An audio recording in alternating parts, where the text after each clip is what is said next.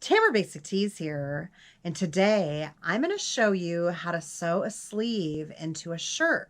So this is the arm, the shoulder of the arm, and this is going to be the shoulder of the arm also. So the first thing you want to do, have the right sides facing you, put the shoulder together. So you're just going to sew the top. I use a serger stitch, but you can probably use a straight stitch depending on how much stretch is in the fabric. So you open that up.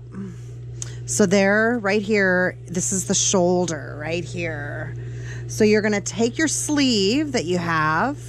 Everything's facing up right now. You can see it, shiny side up or right side up. And then you're going to put the right side down of the sleeve. This is going to be the sleeve part with the under armpit. And this is the beginning of the shoulder. So you're going to go to one point on one side and you're going to sew that all the way around to the other side. Usually I sew it just a little bit and then I get both points and I make sure that both points meet on the other side. And then you can kind of open it up and see where the sleeve is going to connect right there. And once again, I hold on to this end because with stretchy fabric, the fabric is going to shift and move.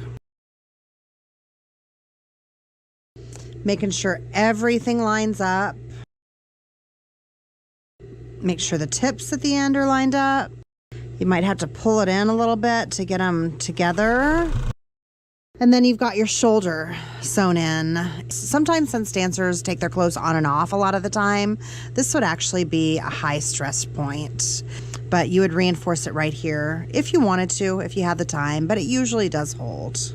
So when you're done with that, you're just going to take the two sides of the bodice, the front and the back, and you're gonna sew from the bottom of the bodice right here, and you're just going to sew it all the way to the tip of that sleeve.